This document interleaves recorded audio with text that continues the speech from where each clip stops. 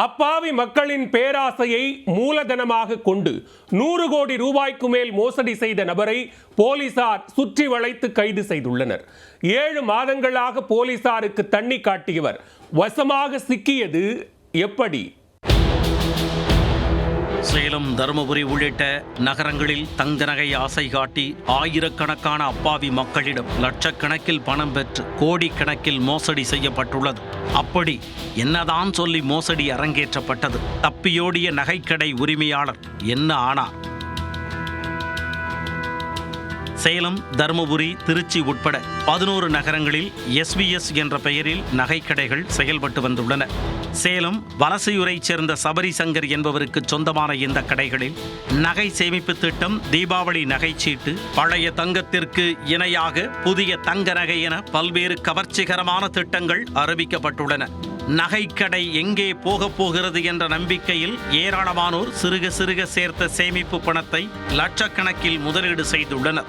வழக்கமாக மோசடி பேர்வழிகள் வாடிக்கையாளர்களின் நன்மதிப்பை பெறும் நோக்கில் தொடக்கத்தில் உரிய லாபத்தை திருப்பி கொடுப்பது போன்று சபரி சங்கரும் கணக்கச்சிதமாக அதை செய்துள்ளார். ஆனால் கடந்த தீபாவளியை ஒட்டி நகைச்சீட்டிற்கு பணம் செலுத்தியவர்களுக்கு உரிய நகையை கொடுக்காததால் அவரின் வேஷம் கலைந்துள்ளது. அதை அப்பாவி மக்கள் உணரத் தொடங்கியதும் தனது அனைத்து நகை கடைகளுக்கும் மூடு விழா நடத்தியுள்ளார். அதோடு உரிமையாளர் சபரி சங்கர், அவரின் மேலாளர்கள் கவின் மற்றும் அஜித்தும் எஸ்கேப் ஆகியுள்ளனர். நம்பி ஏமாந்த மக்கள் சேலம் காவல் ஆணையர் அலுவலகத்தில் புகார் அளித்துள்ளனர். அதன் பேரில் வழக்கு பதிவு செய்யப்பட்டு இந்த வழக்கு தருமபுரி பொருளாதார குற்றப்பிரிவு காவல்துறையினரிடம் ஒப்படைக்கப்பட்டது. அதைத் தொடர்ந்து தீவிர தேடுதல் வேட்டையில் தனிப்படை போலீசார் ஈடுபட்டு இருந்தனர்.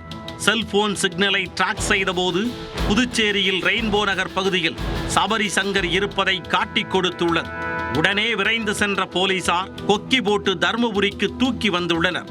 அவரை கையுடன் அழைத்துச் சென்ற போலீசார் தருமபுரி சீனிவாசராவ் தெருவில் உள்ள நகைக்கடையை திறந்து ஆவணங்கள் மற்றும் வெள்ளிப் பொருட்களை கைப்பற்றி உள்ளனர். அவரிடம் யார் யார் பணம் கொடுத்து ஏமாந்தனர் என்பது தொடர்பாக பொருளாதார குற்றப்பிரிவு போலீசார் விசாரணை மேற்கொண்டு வருகின்றனர். 100 கோடி ரூபாய்க்கு மேல் மோசடி செய்து ஏப்பம் விட்ட சபரி சங்கரை காவலில் எடுத்து விசாரிக்கவும் திட்டமிட்டுள்ளனர். தங்கம் விற்கின்ற விலைக்கு இன்றைய சூழலில் 55,000 ரூபாய் மொத்தமாக கொடுத்து 1 சவரன் தங்கம் வாங்க வேண்டும் என்றால் ஏழை எளிய மக்களுக்கு அது எட்டாக்கடியாகவே இருக்கும்.